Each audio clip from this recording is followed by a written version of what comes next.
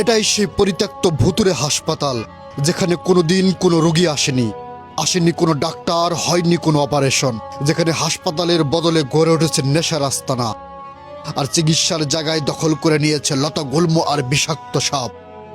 এখানে রয়েছে সেই অসমাপ্ত অভিশপ্ত মসজিদ, যে মসজিদে কোনোদিন আজান শোনা যায়নি, যার ভেতরে বসে মাদকখেকো মানুষের অসামাজিক তালিম।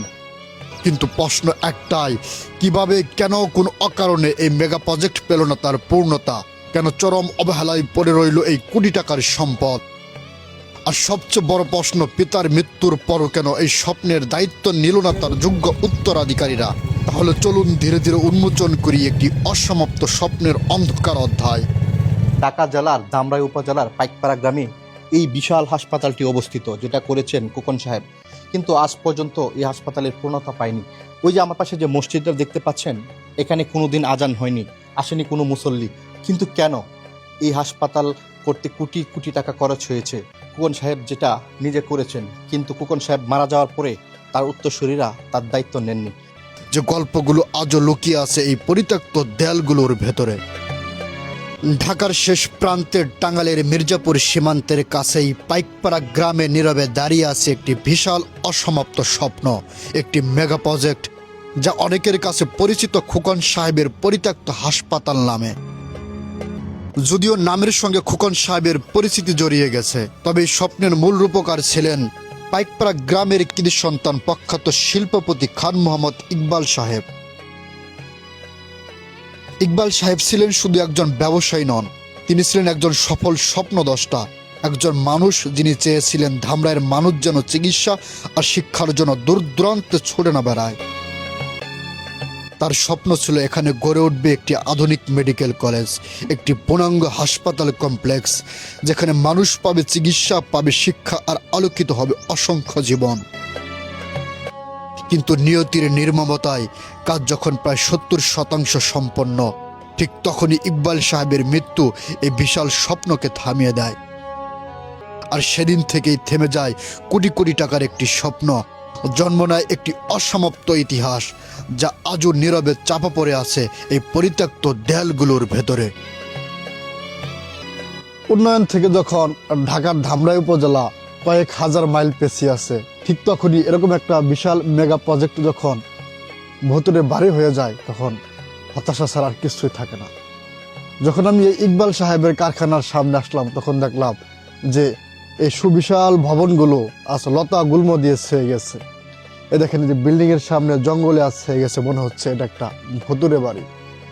বাড়িতে ঢোকার জন্য অনেকগুলা গেট থাকলেও প্রতিটা গেটেই পাই তালা ঝুলে আছে, ঢোকার মতো ওরকম কোনো অবস্থা নেই।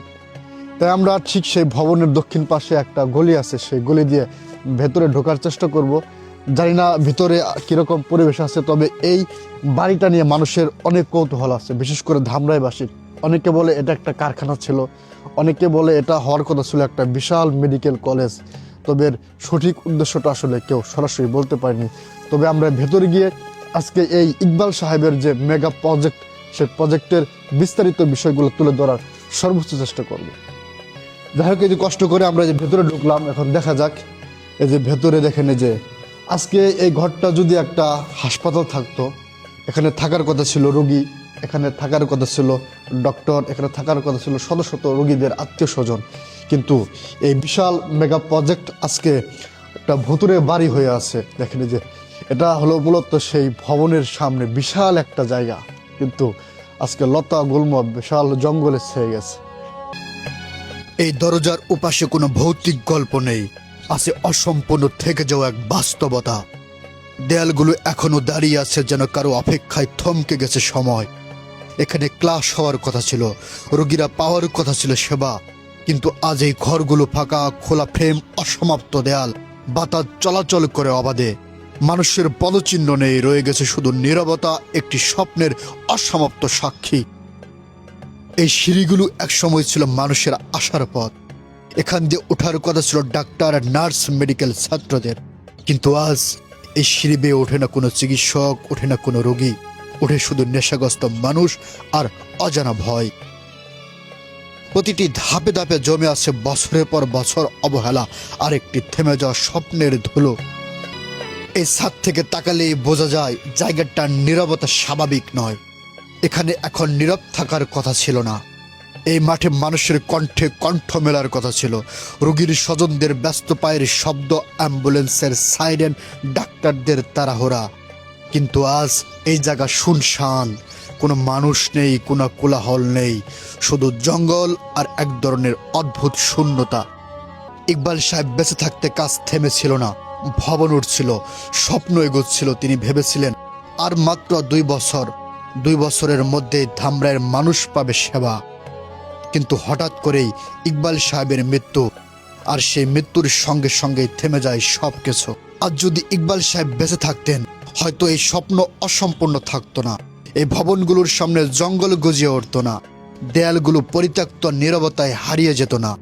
এই মেগা প্রজেক্ট পেত তার পূর্ণতা, আর ধামরাই মির্জাপুরের মানুষ সাধ্যের ভেতরেই পেত আলোকিত সেবা। ইকবাল সাহেবের মৃত্যুর পরে কেন জানি তার পরিবার এই বিশাল প্রজেক্ট এগোতে দেয়নি। কেউ বলে আর্থিক জটিলতা, কেউ বলে প্রশাসনিক বাধা, কেউ বলে পারিবারিক দ্বন্দ্ব, কিন্তু সুনির্দিষ্ট কোনো উত্তর কারো জানা নেই। তখন আমি পাইকপাড়ার এই পরিত্যক্ত হাসপাতালের ভবনের সামনে দিয়ে হাঁটতেছিলাম। তখন আমি একটা বিষয় উপলব্ধি করতেছিলাম যে কত স্বপ্ন, কত আশা, কত সহজেই তার মৃত্যু হতে পারে। যে ইকবাল সাহেব, তিনি হয়তো স্বপ্ন দেখেছিলেন উন্নয়ন থেকে অনেকটা পিছিয়ে ধামরাই উপজেলা মানুষের জন্য কিছু করবেন, এই অঞ্চলের মানুষের জন্য সেবার হাত বাড়িয়ে দিবেন। তিনি হয়তোবা সেই ধরনের স্বপ্ন থেকেই ধামরাইয়ের সেই কতটা দূরে, ধামরাই সদর থেকে অনেকটা দূরে যে এলাকা পাইকপাড়া, সেখানে তিনি এই বিশাল মেগা প্রজেক্ট তিনি হাতে নিয়েছিলেন। আমার পেছনে কত বৃহত্তর বিল্ডিং, 4 তলা যে বিল্ডিং, মানে বিশাল একর এলাকা জুড়ে এই মেগা প্রজেক্ট তিনি শুরু করেছিলেন। আজ তার স্বপ্ন দখল করে আছে পোকামাকড়, সাপ বিচ্ছুদের দখলে। এই দেখেন আমার চারিদিকে শুধু জঙ্গল আর জঙ্গল, কিন্তু তিনি তো স্বপ্ন দেখেছিলেন এখানে জঙ্গল থাকবে না, এখানে থাকবে ডাক্তার, এখানে থাকবেন রোগী, এখানে থাকবেন সাধারণ মানুষ যারা অল্প টাকায় চিকিৎসা নেবেন, যাদের চিকিৎসার জন্য আর দৌড়াতে হবে না ধামরাই থেকে সে দূরে সাভার, ঢাকা কিংবা আরও বৃহত্তর কোনো দূরে। কিন্তু তার সে স্বপ্ন আজ পোকামাকড়ের দখলে, এই জঙ্গলদের সীমানার পাশে আটকে আছে তার সেই স্বপ্ন। তবে জানি না এই মেগা প্রজেক্ট আর কখনো শুরু হবে কিনা, আমি জানি না এই স্বপ্নটা তার পূরণ হবে কিনা। তবে তার ছেলেরা যদি চেষ্টা করে, আমার হয়তোবা ধারণা, যদি তারা চেষ্টা করে তার স্বপ্নটা পূরণ করতে পারবে, ধামরাইয়ের মানুষ উপকৃত হবে।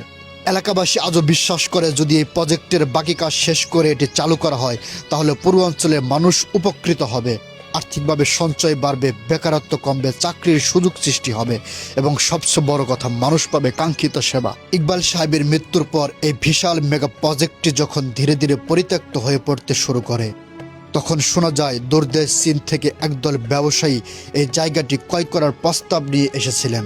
তাদের পরিকল্পনা ছিল এই অসম্পূর্ণ প্রকল্পকে আবার নতুন করে দাঁড় করানো, যাতে এখানে চিকিৎসা, শিক্ষা আর সেবার আলো আবার জ্বলে ওঠে। কিন্তু ইকবাল সাহেবের স্মৃতি আর তার অসমাপ্ত স্বপ্নকে বাঁচিয়ে রাখার জন্যই তার স্ত্রী ও পুত্র এই সম্পত্তি বিক্রি করার সিদ্ধান্ত নেননি। লোকমুখে শোনা, সেই সময় এই প্রকল্পের মূল্য উঠেছিল প্রায় 300 কোটি টাকা। এক সময় এই মেগা প্রজেক্ট ছিল এলাকার মানুষের গর্বের প্রতীক, কিন্তু আজ সেই গর্বই পরিণত হয়েছে গ্রামের মানুষের জন্য এক অভিশাপে। কারণ হাসপাতালটি পরিত্যক্ত, এখানে ঢুকে পড়ছে দুষ্টু মানুষরা, নেশা করছে, মাদক সেবন করছে এবং ছড়িয়ে দিয়েছে অন্ধকারের রাজত্ব। এলাকাবাসী এই বিষয়ে ব্যবস্থা নেওয়ার চেষ্টা করেছিল, মাঝে মাঝে পুলিশও এসেছিল, কিন্তু এই বিশাল প্রজেক্ট চারিপাশে খোলা পরিত্যক্ত থাকার কারণে পুলিশও কোনো স্থায়ী সমাধান আনতে পারেনি। এই হাসপাতাল আজ পরিত্যক্ত, কিন্তু এখানকার সব স্বপ্ন এখনো মরে যায়নি। বিশেষ করে এই মসজিদ, যা এখনো আলোর পথে ফেরার অপেক্ষায়। যদি অন্তত এই মসজিদটি নামাজের উপযোগী করা যায়, তবে অন্ধকারের মাঝেও জ্বলে উঠতে পারে একটি আলো। হয়তো একদিন এই জায়গা আবার মানুষের সেবায় ফিরবে, আর যে স্বপ্ন একসময় থেমে গিয়েছিল সেটাই আবার হয়ে উঠবে আশার আলো।